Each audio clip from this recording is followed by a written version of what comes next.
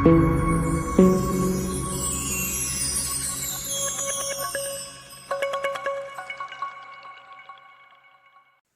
நான் மகிமைப்படுத்துகிறேன்.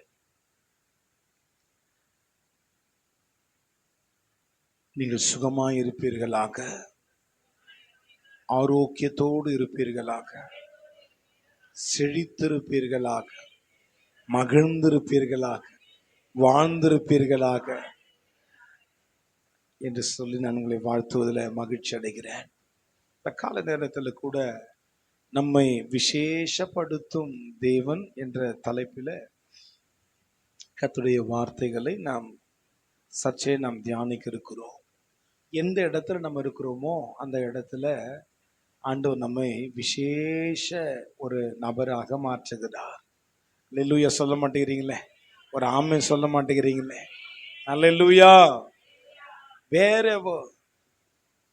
எங்கே நாம் இருக்கிறோமோ, ஒருவேளை நம்ம இருக்கிற இடம் பாபிலோனா இருக்கலாம், எகிப்தா இருக்கலாம், நம்ம இருக்கிற இடம் சாதாரணமான ஒரு இடமா இருக்கலாம்.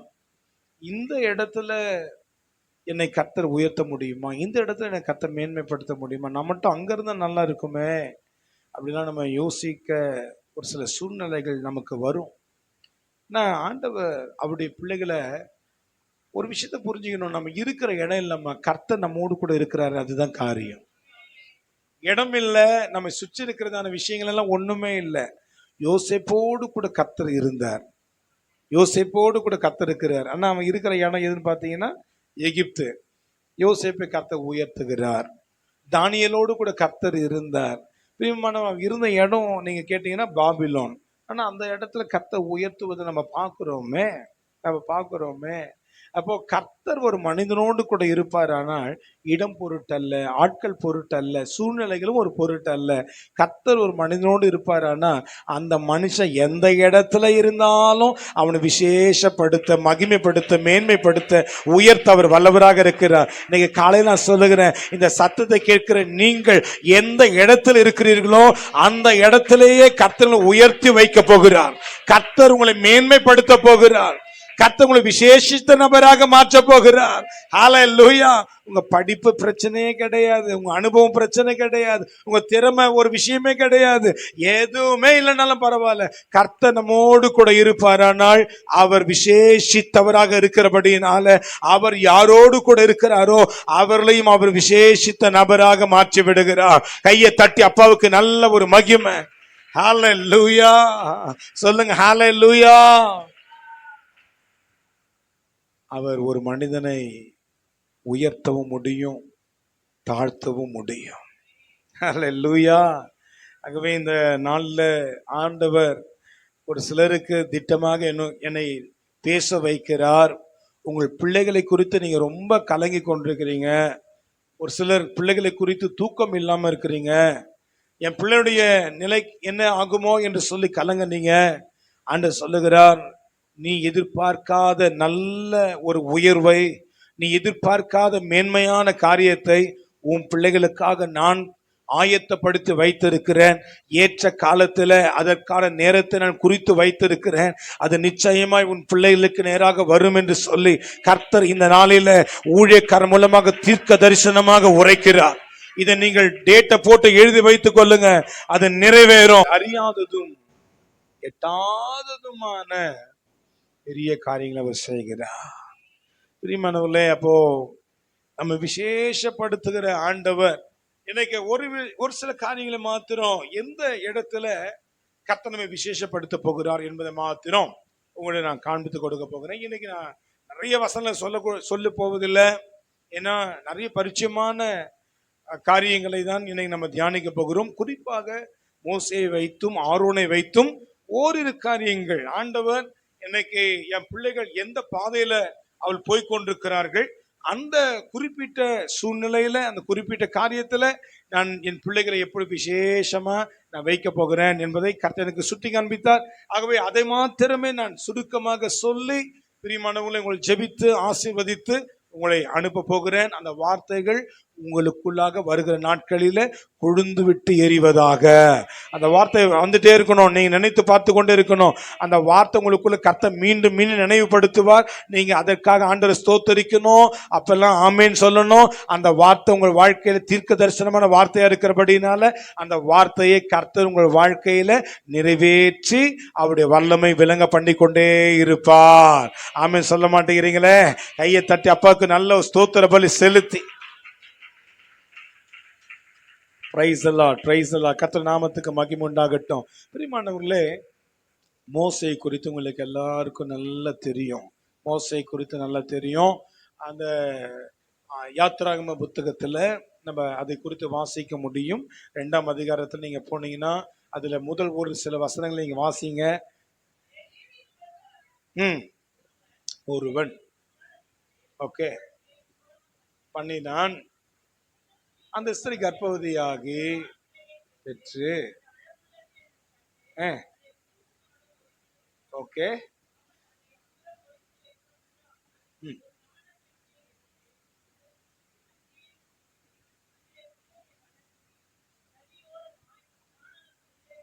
ஓகே. இந்த சம்பவம் உங்களுக்கு தெரியாத ஒரு சம்பவம்லாம் கிடையாது. இந்த சம்பவம் நல்ல பரிச்சயமான சம்பவம். ஆனால் சுருக்கத்தை மாத்திரம் நான் சொல்றேன், அது உங்களுக்கு ஆசீர்வாதமா இருக்கும். என்ன அப்படின்னு பார்த்தீங்கன்னா, எகிப்துல இஸ்ரேல் மக்கள் எல்லாம் அடிமைகளா இருக்கிறாங்க. இஸ்ரவேலரை மிகவும் அவர்கள் ஒடுக்குகிறார்கள், மிகவும் நெருக்குகிறார்கள், கொடுமைப்படுத்துறாங்க. எகிப்திய மக்கள் இஸ்ரவேல் மக்களை ரொம்பவே கொடுமைப்படுத்துறாங்க. அப்போ ஒரு கட்டளை ஒன்று வருகிறது. ராஜாவாகிய அந்த பார்வோன், எகிப்திய ராஜாவை பார்வோன் என்று தான் அழைப்பார்கள். அவன் ஒரு கட்டளை எழுதுகிறான். என்ன அப்படின்னா, இஸ்ரவேல் ஜனங்கள் மத்தியில் இருக்கிறதான எல்லா சின்ன பிள்ளைகளையும் நீங்க கொன்று போட்டுடுங்க. அது ஆண் பிள்ளையா இருக்கும்னா நதியில தூக்கி போட்டுருங்க.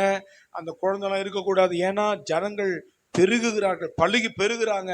ஆகவே அவங்க எல்லாரும் அழிக்கப்படணும்னு சொல்லி ராஜா ஒரு கட்டளை இடுகிறான். எல்லா பிள்ளை நதியில போடப்படுகிறார்கள், கொல்லப்படுகிறார்கள்.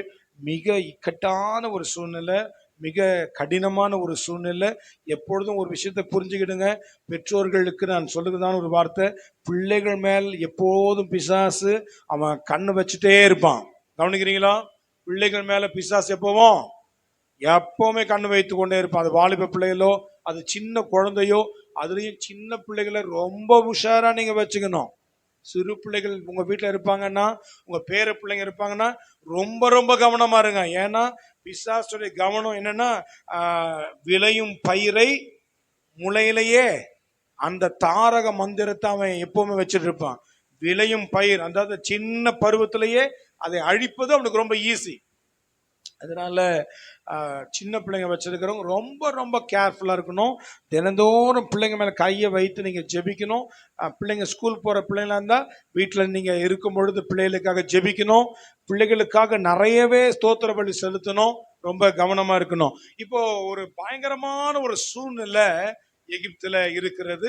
பிள்ளை எல்லாரும் அழிக்கப்பட்டு கொண்டிருக்கிறார்கள். பிள்ளைய தூக்கி போட்டுறணும், இல்லாட்டி பிள்ளை தூக்கி போட மனது வராது. ஆகவே அவங்க சேவகர்கள், போர் சேவகர்கள் வந்து பிள்ளை பறித்து அதை நதியில தூக்கி போடுகிறார்கள். எகிப்து நதி, நைல் நதி, அது அநேக பிள்ளைகளை மூழ்கடித்தது. பிரியமானவர்களே, இப்ப சூழ்நிலை ரொம்ப ரொம்ப மோசம், கிரிட்டிக்கலான ஒரு சூழ்நிலை. இன்னைக்கு ஆவியானவர் என் கூட பேசின ஒரு வார்த்தை இன்னைக்கு திருச்சபைக்கு நீ சொல்லணும்ப்பா. ஏன்னா இன்னைக்கு நிறைய பேருடைய சூழ்நிலை ரொம்ப ரொம்ப மோசமா இருக்குது. இன்னைக்கு அவங்க குடும்பத்துல போய்கொண்டிருக்கிற சூழ்நிலை நிர்பந்தமான சூழ்நிலை, கண்ணீரின் சூழ்நிலை, புலம்பலின் சூழ்நிலை, குறைச்சலின் சூழ்நிலை, அவமானத்தின் சூழ்நிலை, தனிமையின் சூழ்நிலை. அவன் மிகவும் கலங்கி கொண்டிருக்கிறார்கள். ஆவியானவர் திட்டமாக என்னோடு கூட பேசினார். உங்களுக்கு இந்த சம்பவம் தெரியும். அந்த குழந்தைய 3 மாதம் ஒளித்து வைத்து அதுக்கு பிறகு அவங்களால என்ன பண்ண முடியலையா, ஒளித்து வைக்கவே முடியல. உடனே ஒரு சின்ன அழகான பேஸ்கெட் செய்யறாங்க, ஒரு கூடை மாதிரி. அதில் அழகா டவலை ஏதோ விரித்து குழந்தைக்கு கஷ்டம் இல்லாம அதை அந்த குழந்தை அதுக்குள்ள வைத்து அதை அந்த நைல் நதியில் விடுகிறார்கள். உங்களுக்கு தெரியும் இந்த சம்பவம். அந்த பார்வோனுடைய குமாரத்தி அங்கே வருகிறாள், ஸ்நானம் பண்ண வரா, குளிக்க வரா. வரும்போது தாதிமார்கள், அதாவது அந்த ராஜ குளத்துல யாராலும் கூட போனா, அதாவது போனா அவங்க கூட பாதுகாவலுக்காக போகிறது ஒரு வழக்கமாக இருக்கிறபடினால தாதி பெண்கள் எல்லாம் போகிறாங்க. ஏய், ஒரு குழந்தை அழுத சத்தம் கேட்குது. ஏய், என்னம்மா அது, ஒரு கூடையில குழந்தை சத்தம் கேட்குதுன்னு சொல்லி அதை கொண்டு வர சொல்றா. உடனே தாதி பெண்கள் கொண்டு வராங்க. அதை ஓபன் பண்றா. ரொம்ப அழகான குழந்தை, எபிரேய குழந்தை இல்ல. அவங்க எல்லாம் எகிப்தியர்கள் சொன்னா அந்த நீக்ரோ மக்கள், ஆப்பிரிக்கன்ஸ். அங்க எல்லாம் ரொம்ப கருப்பு நிறத்துல தான் இருப்பாங்க. நீங்க எல்லாம் ஆப்பிரிக்கன்ஸை பார்த்து இருப்பீங்க. அவங்க எல்லாரும் எல்லாம் கருப்பு பெண்கள், கருப்பு நிற பெண்கள் எல்லாம் பிளாக் ஸ்கின் சொல்றாங்கல்ல, அவங்க எல்லாம் சுத்தி நிக்கிறாங்க. நின்னா அது புதையல் மாதிரி குழந்தையோட பிரகாசமா இருக்குதுங்க. குழந்தை அப்படியே ரோஸ் கலர்ல அழகான குழந்தை. சுத்தி நிக்கிறது எல்லாம் கருப்பு நிற பெண்கள். அந்த குழந்தை எப்படி இருக்குது இப்போ? ரொம்ப அப்படியே என்ன சொல்றது, இளஞ்சிவப்பு போல ரொம்ப ரொம்ப அழகா இருக்குது. அதை பார்த்தோன்னே அப்படியே தூக்கி அப்படியே கட்டி தழுவுகிறாள் அந்த பார்வனுடைய குமாரத்தி, ராஜாவுடைய மகள், இளவரசி. ரொம்ப பிடிச்சிருச்சு அவளுக்கு. இப்ப விட மனசே இல்லை. பொதுவாகவே பெண்களுக்கு ஒரு இலகியமானது, அதுலேயும் குழந்தைய பார்த்தா சொல்லணுமா, ரொம்பவே சந்தோஷமாயிருச்சு. உடனே அதை வாரி கட்டி அணைத்து கொண்டு போகிறா, அரண்மனைக்கு போகிறா. அவளை யாரும் ஒன்றும் கேட்க ஒன்றும் பண்ண முடியாது. அவளை ஒண்ணுமே பண்ண முடியாது. இது எபிரேய குழந்தை, ரொம்ப கலரை காட்டி கொடுக்குது. அதெல்லாம் ஒன்றும் பேச முடியாது. அரண்மனைக்கு போயாச்சு. அரண்மனைக்கு மோசை கொண்டு போறான், போகப்படுறான். அவனுக்கு மோசே என்று பெயரிடுகிறாள். பிரியமானவர்களே, இந்த வாழ்க்கை யாருன்னு சொல்லி பார்த்தா அவங்க அக்கா மிரியாமே அவங்க தாயே கொண்டு வந்து விடுறா. நீங்க பாத்துங்க, இவங்க கேர் எடுப்பாங்க சொல்லி பெற்ற தாயே வளர்ப்பு தாயாகவும் இருந்து அந்த குழந்தைய வளர்த்து எடுக்கிறாங்க. அந்த பிள்ளை காப்பாற்றப்படுகிறது. இன்னைக்கு ஆண்டவர் தீர்க்க தரிசனமா ஒரு வார்த்தை சொல்லுகிறார். வாட் எவர் சிச்சுவேஷன், இந்த 4வது வாரத்துல உன் சூழ்நிலை, உன் குடும்பத்தின் சூழ்நிலை எதுவாக வேண்டுமானாலும் இருக்கட்டும்மா, அது அரசாங்கத்தினாலே வந்த சூழ்நிலையாக கூட இருக்கட்டும், அல்லது தொழிலில் இருக்கிற சூழ்நிலையா இருக்கட்டும், பொருளாதாரத்தில் வந்த சூழ்நிலையா இருக்கட்டும், வாட் எவர் சிச்சுவேஷன், எப்படிப்பட்ட சூழ்நிலையாக இருந்தாலும் நீ சோர்ந்து போகாத. அந்த சூழ்நிலை மாற்றக்கூடிய தேவனாகிய கர்த்தர் உன்னோடு கூட இருக்கிறார். அந்த சூழ்நிலை கர்த்தர் உனக்காக மாற்ற போகிறார். நல்ல கையை தட்டி ஆமென் சொல்லுங்க பார்க்கலாம். நீங்க கையை அசைத்து நல்ல தோத்திரம் பண்ணுங்க பார்க்கலாம். என் சூழ்நிலை கூட கர்த்தர் மாற்றுவார். என் சூழ்நிலை மாறும். சூழ்நிலைகளுக்கு மேலான ஒரு தேவன் எனக்குள் வசித்து கொண்டிருக்கிறார். இப்ப கையை தட்டி அப்பாக்கு ஆமென் சொல்லி, ஆமென் சொல்லி கை தட்டுங்க. மாபா லாகோத ராபா லிகாதாரா. திட்டமா அப்பா என் கூட பேசினாருங்க. 1:30 மணிங்க. செய்தியெல்லாம் ஆயத்தப்படுத்திட்டேங்க. எனக்கு இந்த குறிப்பில் இந்த பாயிண்டே நான் எழுதல, இந்த பாயிண்டே எழுதல. ஆண்டவர் 1:30 மணிக்கு எழுப்பி இந்த வார்த்தைய, இந்த பாயிண்ட கர்த்தர் எனக்கு கூட பேசுறாரு. என் பிள்ளைகள் சூழ்நிலை நான் மாற்ற போறேன். என் டைரியில பார்த்தீங்கன்னா இது இப்ப நான் பேசின வார்த்தை இருக்காது. நான் பேசின வார்த்தை நான் டைரியில எழுதல. அப்ப சொல்றாரு, என் பிள்ளைகள் கடினமான ஒரு சூழ்நிலை போய் கொண்டிருக்கிறார்கள், கண்ணீரான சூழ்நிலையில் போய் கொண்டிருக்கிறார்கள், பதட்டத்தின் சூழ்நிலையில் போய் கொண்டிருக்கிறாங்க. படுத்தது மணி 12 மணிங்க. சரியா 12 மணிக்கு தான் படுக்க போற நேரம் ஆயிடுச்சே அப்படின்னு சொல்லிட்டு 1:30 மணிக்கு காலைல ஆயிடுச்சோ ஆண்டவர் எழுப்புறாரு. சரி, நேரம் ஆயிடுச்சு போல எழுந்து பார்த்த மணி 1:30 மணி, 1:25. ஆண்டவர் சொல்றாரு, என் பிள்ளைகள் சூழ்நிலை மாற்றக்கூடிய வல்லமை எனக்கு இருக்குது. நீ தைரியமா தீர்க்க தரிசனமா இன்னைக்கு பேசணும். அல்லேலூயா. இதுதான் மேய்ப்பனுடைய வேலைங்க. இதுதான் போதகனுடைய வேலை. ஆண்டவர் தம்முடைய பிள்ளைகளுக்கு என்ன சொல்லுகிறாரோ அதை எந்த நேரத்தில் வேணா சொல்லுவார். அதை பெற்றுக்கொண்டு வந்து உங்களுக்கு சொல்லக்கூடிய பிரதான ஒரு வேலையை தான் அப்ப எனக்கு கொடுத்திருக்கிறாரு. அந்த வார்த்தையை நான் சொல்லியிருக்கிறேன். உங்கள் சூழ்நிலையை கர்த்தர் நிச்சயமாக மாற்றிவிட்டார். இனிமே மாறப்போகுதுன்னு நினைக்காதீங்க. மாற்றிவிட்டார். அது உங்க சொந்த கண்களை காணும், அந்நிய கண்கள் அல்ல. கையை தட்டி ஆண்டு நல்லா விசுவாசமா தோத்துற சொல்லு. பிரைஸ் எல்லாம். 2வது, ஆண்டுடைய பிள்ளைகளுடைய வாழ்க்கையில அவ விசேஷப்படுத்துகிற, மோசே விசேஷப்படுத்தினார். எல்லார போல இல்லப்பா இந்த குழந்தை, இது விசேஷமான குழந்தைப்பா. சூழ்நிலை எல்லாம் பாதகமா இருக்கல, சூழ்நிலைகள் எல்லாமே எதிராக இருக்கல, ஆனாலும் மோசே விசேஷப்படுத்துகிறார். மோசே விசேஷப்படுத்துகிறார். ஏன்னா தேவ பிள்ளை. நம்முடைய சூழ்நிலை கூட, நம்முடைய சூழ்நிலைகள் மத்தியில நம்ம விசேஷப்படுத்தி, நம்மை மேன்மைப்படுத்தி, அப்ப சொல்ல என் பிள்ளை இது, இது நீ நினைக்கிற மாதிரி ஒண்ணும் பண்ண முடியாது.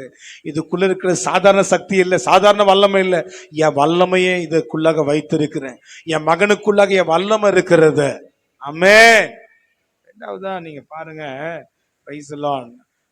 கர்த்தர் நாமத்துக்கு மகிமை உண்டாகட்டும். 16ஆம் அதிகாரம் என்னாகமத்துக்கு வந்துருங்க. என்னாகமம் 16ஆம் அதிகாரத்துல நீங்க வசனத்தை வாசிக்கணும். கொஞ்சம் வசனத்தை வாசிச்சாதான் இந்த பகுதி புரியும். அதனால ஒரு 2-3 வசனங்களை வாசிங்க. என்னாகமத்துல 16ஆம் அதிகாரம் 2-3 வசனங்கள்.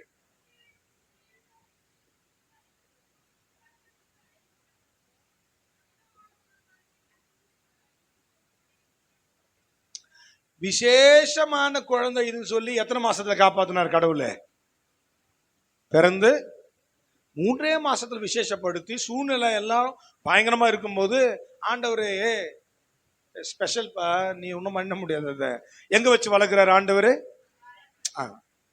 அப்படி வளர்த்த பிள்ளை இப்ப வளர்ந்து இரகாத்திரமா நிக்குது. இப்ப பாத்தீங்கன்னா இஸ்ரவேல் புத்திரரில் சபைக்கு இப்ப 3 விஷயம். யார் யாரு? இஸ்ரவேல் புத்திரரில் தலைவர்கள், சங்கத்துக்கு அழைக்கப்பட்டவர்கள், பிரபலமானவர்கள். எத்தனை பேருங்க? எத்தனை பேரு? 250 பேர், 250 பேர்களோடும் கூட மோசேக்கு முன்பாக இவங்க சாதாரண எழும்பிட்டாங்க. யாருன்னு பாத்தீங்கன்னா எல்லாம் முக்கியமானவங்க. இஸ்ரவேல் புத்திரர் சபைக்கு தலைவர்கள், சபையில தலைவர்கள். எதுல? எகிப்தியர்லாம். அங்க 3 மாசமா குழந்தையா இருக்கும்போது யாரு? எகிப்தியர்கள், பார்வோன்னு போர்ச்சவர்கள். இப்போ எதிர்த்து நிற்பது யாருங்க? சேத்துல பிரச்சனை எங்க எழுமோ? சபை ஒண்ணு, கூடவே இருக்கிறவங்க. வெளியே இருந்தெல்லாம் இல்ல. எங்க? வெளியே இருந்து வர பிரச்சனையை கூட ஓரளவுக்கு என்ன பண்ணலாம், தாங்கிக்கலாம். உள்ளவே கூடவே இருந்துகிட்டு, சபையிலே இருந்துகிட்டு, குடும்பத்துக்குள்ளவே இருந்துகிட்டு, உறவுகள் கூடவே இருந்துகிட்டு எழும்புறதுதான் ரொம்ப கொடுமை. ஆண்டு சொன்னாரு, என் பிள்ளைகளுக்கு பிரச்சனை வெளியெல்லாம் இல்ல, கூடவே ஒட்டி இருக்குது. தள்ளவும் முடியாது, சேர்த்துக்க முடியாது, மெல்லவும் முடியாது, கூடவே இருக்குதுதான் பிரச்சனையா இருக்குது. ஆண்டு சொன்னாரு, கூடவே தான். சொல்லுங்க, பக்கத்துல சொல்லுங்க, கூடவே தான். உங்க கூட தான் பிரச்சனை இருக்குது. ஐயோ பாவம். வாசிங்க, தொடர்ந்து வாசிங்க.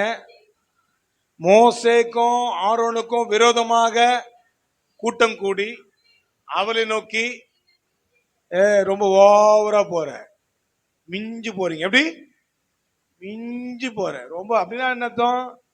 ரொம்ப ஓவரா போயினுக்கிற. எப்ப பார்த்தாலும் நீதான் நிக்கிற, முன்னாடி போயிட்டு நீதான் பிரசங்கம் பண்ற, நீதான் பாட்டு பாடுற, நீ சொல்றதுதான் பெரிய வேத வாக்கா இருக்குது. என்ன வாசிங்க. எல்லாரும் எல்லாரும் பரிசுத்தமானவர்கள், நாங்க எல்லாரும் கடவுளுடைய பிள்ளைகள். கர்த்தர் எங்க இருக்கிறாருப்பா? ஜனங்கள் நடுவில் இருக்கிறாரு. இப்படி இருக்க கர்த்தருடைய சபைக்கு ஜனங்களுக்கு மேலாக உங்களை இன்னும் ரொம்ப ஓவரா நீங்க போறீங்க. 2 பேரும் பார்த்துதான் இருக்கிறோம். கர்த்தருடைய சபைக்கு மேல ரொம்ப உயர்த்துறீங்க. நம்முடைய திருச்சபைக்காக நான் கர்த்தரை ஸ்தோத்திரிக்கிறேன். பிரியமானவர்களே, ஊழியக்காரருடைய வார்த்தைக்கு கீழ்ப்படுகிற நல்ல ஒரு மந்தையை கர்த்தர் கொடுத்ததுக்காக நான் கர்த்தரை ஸ்தோத்திரிக்கிறேன். அதனாலதான் ஒவ்வொரு முறையும் பிரசங்க நேரத்தில் மனதார நான் உங்களை வாழ்த்துகிறேன். ஊழியக்காரன் ஒரு குடும்பத்தை வாழ்த்தி ஆசீர்வதிக்கிறாருன்னா அந்த குடும்பத்தின் மேல கர்த்தருடைய ஆசீர்வாதம் வந்து தங்கும். நீங்க கீழ்ப்படிவது, நீங்க மரியாதை செலுத்துவது, ஊழியக்காரருடைய வார்த்தைக்கு ஒத்துழைத்து நீங்கள் போவது, 6 மணிக்கு நடந்து கொண்டிருந்த ஆராதனை தூக்கி 5:30 மணி ஆராதனை ½ hour முன்னாடி நடக்கும். ஏன் பாஸ்டர் முடியல பாஸ்டர், ரொம்ப கஷ்டமா இருக்குது. ஒரு வார்த்தை வரலையே, சபையில இருந்து ஒரு வார்த்தை யாரும் கேட்கலையே. சில கேட்டாங்க என்கிட்ட, உங்க சபையில அப்படிலாம் கேட்க மாட்டாங்களா? இல்ல, இது வரைக்கும் கேட்கல. ஊழியக்கார் சொல்றதுதான், ஊழியக்கார் சொன்னது அப்படியே கீழ்ப்படிவார்கள். ஊழியர்களுடைய வார்த்தைக்கு அப்படியே அவள் செவி கொடுப்பார்கள். ஏனென்றால் கர்த்தருடைய அபிஷேகம் ஊழியக்காரர் மேல இருக்கிறத எங்கள் மக்கள் காண்கிறார்கள். பிரியமானவர்களே, நல்ல கவனிக்கணும்.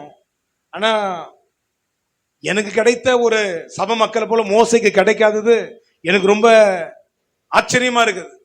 எனக்கு ரொம்ப ஆச்சரியமா இருக்கு. ஆனா கூட எல்லாரும் இல்லை, ஒரு குறிப்பிட்ட கூட்டம் 250 250 பேர். இதுக்கு தலைவர் யாருன்னு பாத்தீங்க சொன்னா 3 பேர் இருக்கிறாங்க. நீங்க வசந்த நீங்க வாசிக்க முடியும். அந்த பகுதியில அபிராம், தாத்தான், கோராகு என்ற 3 பேர் தான் லீடர் இருந்து செயல்பட்டாங்க அந்த இடத்துல.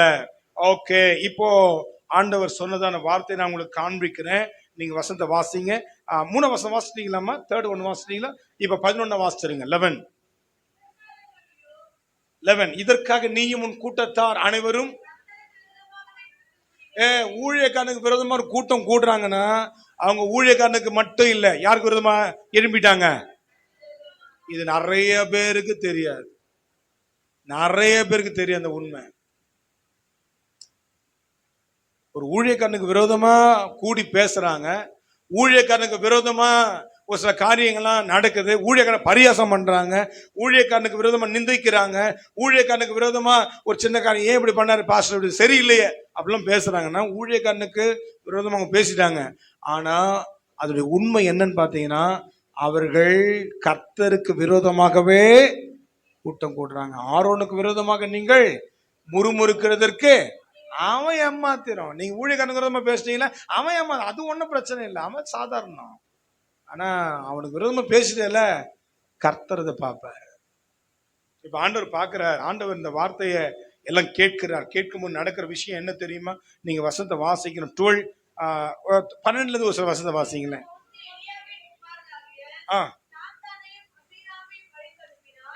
என்ன பண்றான்? இந்த 250 பேர் சும்மா வரலப்பா, 250 பேர் சும்மா வரல. இவங்களுக்கு பின்னாடி இருந்து ஒரு மூளை கல்லை போல செயல்படுறது யாருங்க? தாத்தானோ அபிராமன் தான். ஏற்கனவே அங்க கோராக முன்னாடி வந்துட்டாரு, அவர் தான் இப்போ எழும்பி நிற்கிறார். இவங்களுக்கு மூளையாக செயல்படுவது யாருன்னு பாத்தீங்கன்னா இந்த தாத்தான் அபிராம். மோசே சொல்றான், தாத்தான் அபிராம் எல்லாம் வாங்கப்பா, தயவுசெய்து வாங்க பேசலாம் வாங்கல அப்படி கூப்பிடுறாரு. உடனே அவங்க சொன்ன பதில் என்ன தெரியுமா? வசந்த வாசிங்க. அவர்கள் முடியாது, ஊழியக்கார் கூப்பிட்டா என்ன பண்ணிடணும்? வாங்கன்னா வந்துடணும். அதெல்லாம் முடியாதுங்க.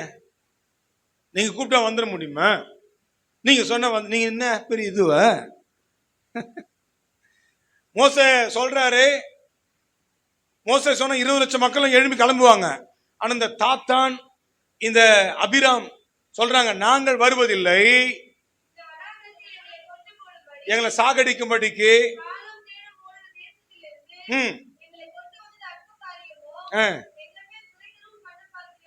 எங்க மேல என்ன அதிகாரம் செலுத்த பாக்குறியா? கொண்டு வந்ததும் இல்ல, எங்களுக்கு சொத்து சுகமும் தரல. இந்த இப்போ சொல்றான், எப்படி தூண்டி விடுறான் பாருங்க, இதான் கோத்து விடுறது. எப்படி தெரியுமா? இந்த 20 லட்சம் மக்களையும், இந்த 20 லட்சம் மக்களுடைய கண்களையும் கண்ணை பிடுங்க பாக்குற. சும்மா அவனுங்க சும்மா இருக்கிறானுங்க. இவனுக்கு என்ன பண்றானுங்க? சும்மா கிடந்த சங்க அது போல சில பேர் அவனும் கேட்டு போவான், மத்தவனும் என்ன பண்ணுவான்? கத்த பேர் சொல்லி எரிகிற அக்கினி ஜுவாலையில பெயர் சொல்லி அழைத்தார் மோசே. சும்மாலாம் இல்ல. ஒரு ஊழியக்காரன் முன்னாடி வந்து நிக்கிறான்னா சும்மாலாம் நிக்க முடியாது, சும்மா நின்ன முடியாது, சும்மாலாம் ஊழியம் செஞ்சிட முடியாது. சாதாரணமா பேசக்கூடாது ஊழியக்காரனை. நல்லா கவனிக்கணும். வாசிங்க. பிடுங்க பார்க்கிறாய் நாங்கள் என்றார்கள். அப்போ மோசேக்கு கடும் கோபம் உண்டது. சரி, ஓகே, அதெல்லாம் இன்னும் புலம்புற விஷயம்லாம் அங்க நிறைய இருக்கும். அவன் அவமதிக்கிறான். இந்த ஒரு வார்த்தை தான் இன்னைக்கு நான் உங்களுக்கு சொல்ல விரும்புறேன். எதிர்ப்புகள் மத்தியில, அவமரியாதை ஏற்படுத்தப்பட்ட இடத்துல உங்களுக்கு கிடைக்க வேண்டிய கனம், உங்களுக்கு கிடைக்க வேண்டிய மரியாதை, உங்களுக்கு கிடைக்க வேண்டிய எல்லா விதமான அந்தஸ்து கிடைக்காமல் நீங்கள் ஓரம் கட்டப்படுகிற இடத்துல கர்த்தர் உங்களோடு கூட இருந்து உங்களை விசேஷப்படுத்த அவர் வல்லவராக இருக்கிறார். பிரியமா, இது தீர்க்க தரிசன வார்த்தை. இது தீர்க்க தரிசன வார்த்தை. கர்த்தர் தம்முடைய பிள்ளைகளுக்கு தீர்க்க தரிசனமா ஊழியக்காரரை கொண்டு பேசி கொண்டிருக்கிறார். நீ எந்த இடத்துல அவமானப்படுத்தப்பட்டாயோ, எந்த இடத்துல ஓரம் கட்டப்பட்டாயோ, எந்த இடத்துல தூஷிக்கப்பட்டாயோ, எந்த இடத்துல வெட்கப்பட்டு தலை குனிந்து நின்னாயோ, அந்த இடத்துல கர்த்தர் உன்னை விசேஷப்படுத்த போகிறார். கையை தட்டி அப்பாவுக்கு நல்ல ஆமென் சொல்லி இப்போ வேகமா வசனத்தை வாசிச்சிருவோமா? 24 இருந்து வாசிங்க பார்க்கலாம். 24 முதல். கோராகு, தாத்தான், அபிராம் என்பவருடைய வாசஸ்தலத்தை விட்டு விலகி போங்கள் என்று சபையாருக்கு சொல். ஆண்டவர் சொல்ற, மோசே கிட்ட பேசுற. 20 லட்சம் மக்கள் இருக்கிறாங்கப்ப, பிரபலமானவர்கள் இருக்கிறாங்க, சபை முக்கியஸ்தர்கள் இருக்கிறாங்க. அவங்க கூட கர்த்தர் பேசல. யார் கூட கர்த்தர் பேசுறாருங்க? மோசே கிட்ட தான் கர்த்தருடைய வார்த்தை வரும். கர்த்தர் விசேஷப்படுத்துகிறார். நீ சபையில பிரபலமானவர் இருக்கலாம், முக்கியஸ்தரா இருக்கலாம், நீ பெரிய ஆளா இருக்கலாம், உனக்கு என் வார்த்தை தான் இல்ல. நான் இப்போ இவங்களுக்கு விரோதமா கூட்டம் கூட்டிட்டல, இவங்களுக்கு விரோதமா நீ பேசிட்டல, இப்ப யார் ரொம்ப முக்கியம் நான் காட்டுறேன்னு சொல்லி மோசே கிட்ட தான் கர்த்தர் பேசுறாரு. நான் சொல்றேன் பாருங்க, ஒரு பெரிய கூட்டம், மெஜாரிட்டி கூட்டம் இருக்கட்டும், எதிர்க்கிற மக்கள், அவமதிக்கிற கூட்டங்கள், உங்களை எப்பவுமே பரியாசம் பண்ற கூட்டம், இங்க ஒரு சிலர் இருக்கிறீங்க, ஒரு சிலர் ரொம்ப பரியாசம் பண்ணி இருக்கிறாங்க, அவங்க மத்தியில் கர்த்தர் உங்களை விசேஷமாக்குவார்.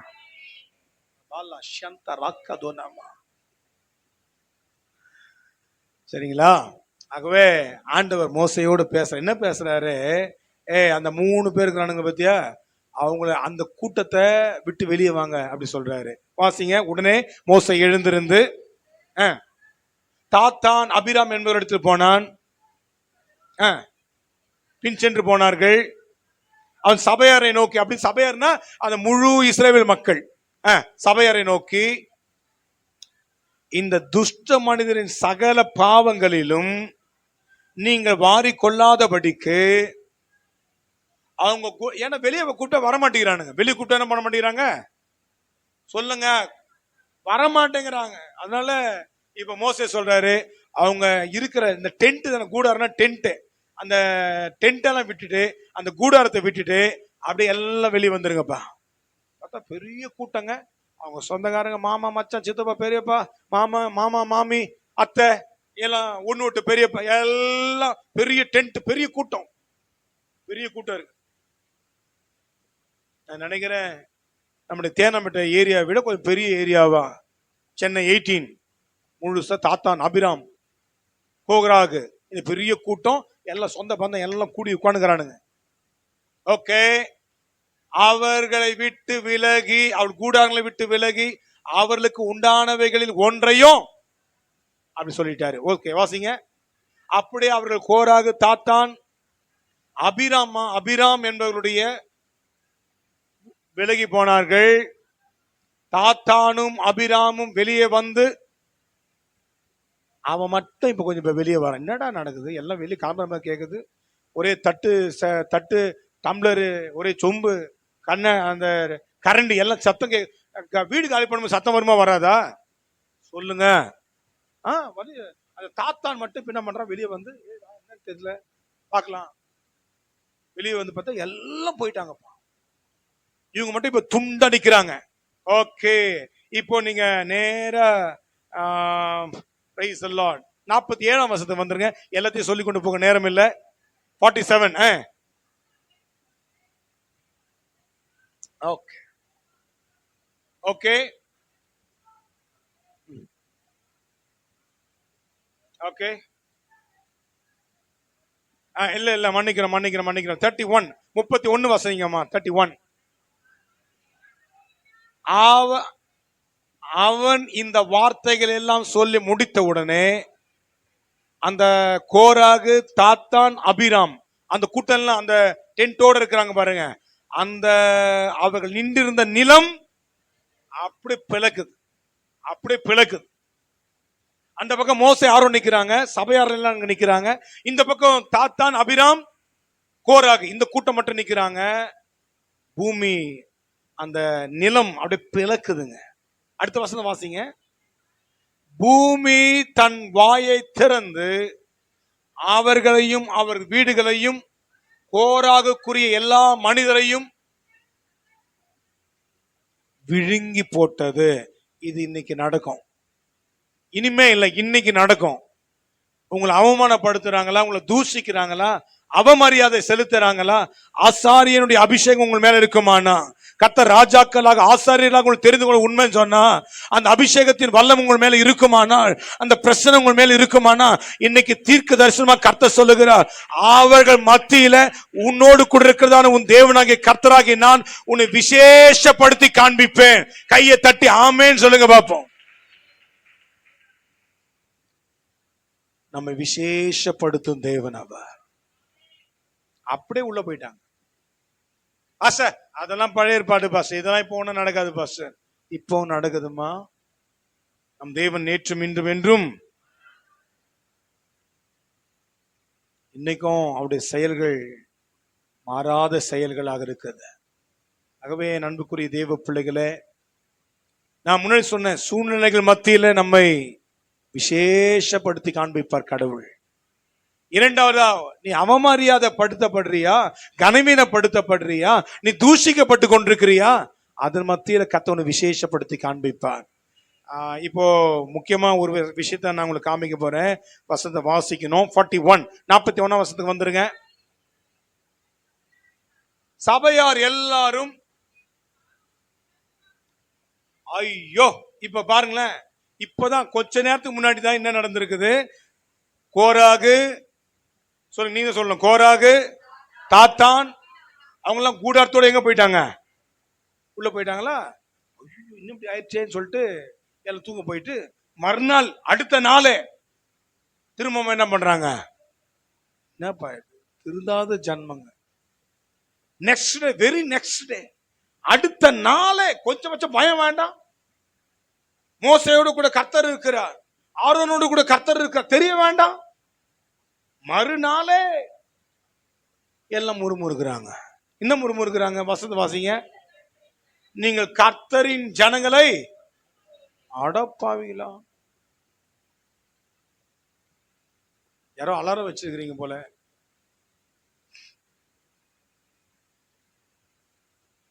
லிசன், கவனிங்க. நீங்க கர்த்தரின் ஜனங்கள் என்ன பண்ணிட்டீங்கப்பா? கொன்று போட்டீர்கள். அடுத்த வசனம் வாங்க. கூடி மேகம் திரும்ப வந்துருச்சு. ஆண்டவர் எப்பவுமே ரொம்ப சென்சிட்டிவ். அவருடைய பிள்ளைகளுக்கு விரோதமா ஏதாவது நடந்தா உடனே அவர் இறங்கி வந்துருவாருங்க. உனக்கு விரோதமா ஒரு கூட்டம் எழும்புதா, உடனே கர்த்தர் வந்துருவார். உங்க சித்தப்பா வராம இருக்கலாம், மாமா வராம இருக்கலாம், அண்ணன் வராம இருக்கலாம், கூட பிறந்த யாரும் உங்களுக்கு சப்போர்ட்டா வராம இருக்கலாம், உனக்கு ஆதரவாக கர்த்தர் உடனே அந்த ஸ்பாட்டுக்கு வந்து நிப்பாருங்க. கையை தட்டி அப்பாக்கு ஹalleluya, ஹalleluya. வசந்த வாசிங்க.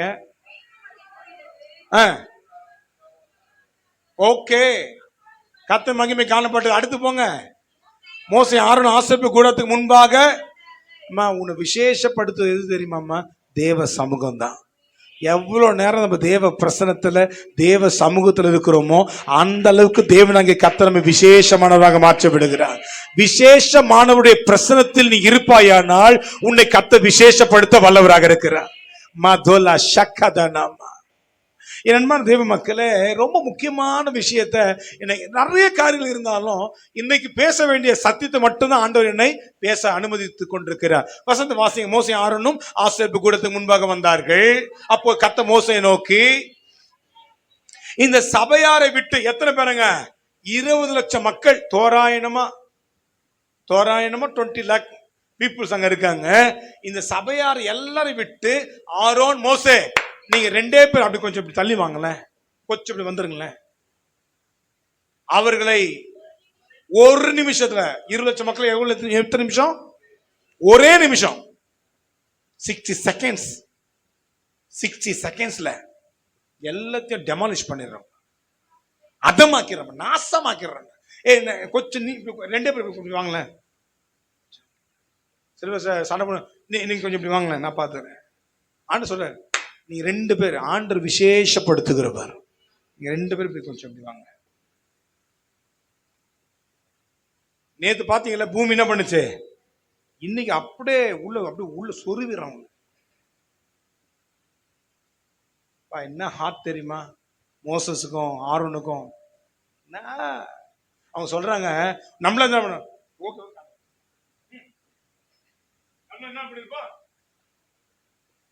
நடக்கட்டும் அப்படி. மோசே ஆரோன் என்ன சொல்ற? மோசே ஆரோனை நோக்கி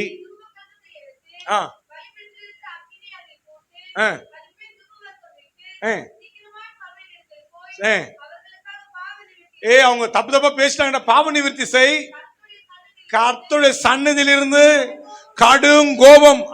அந்த வார்த்தை பாருங்க, கடும் கோபம். அப்ப ஆண்டவர் எப்படி சொல்லியிருப்பாரு? ஆண்டவர் எதுவுமே பேசல.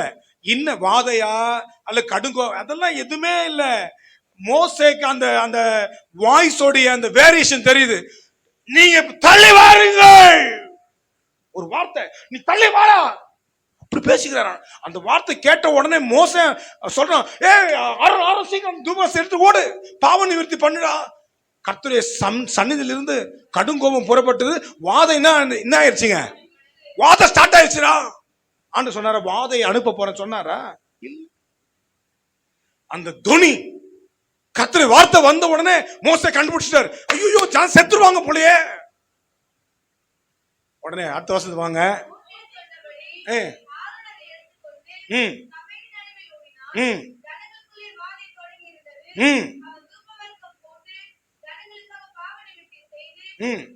செத்தவர்களுக்கும் உயிரோடு இருக்கிறவர்களுக்கும் நடுவே நின்றான். அப்பொழுது வாதை.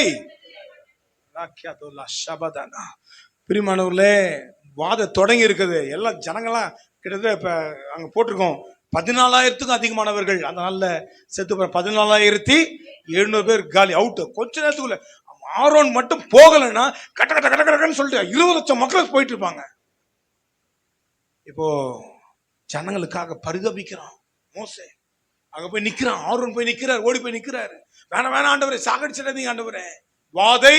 அடுத்த வருஷம் நீங்க பாத்தீங்கன்னா போடப்பட்டிருக்கோம் 48. வாதை நிறுத்தப்பட்டது. மோசே ஆரோன் அங்க போய் நிக்கலன்னா என்ன இருக்குங்க? ஜனங்கள்லாம் பாக்குறாங்க, ஐயோ பதறானுங்க, கதறானுங்க. கொரோனாலாம் கொஞ்ச நாளாச்சும் போராடி செத்து போனாங்க. இதெல்லாம் அப்படி அப்பாவே அவுட். வாத வந்த உடனே அவுட். அந்த கிருமி தொட்டுன உடனே அவுட் தான், உடனே ஸ்பாட் அவுட். ஜனங்க பாக்குறாங்க, அந்த மனுஷன் மட்டும் இல்லைன்னா நம்ம எல்லாரும் செத்தே போயிருப்போம். கத்த காட்டுற யார் தெரியுதா?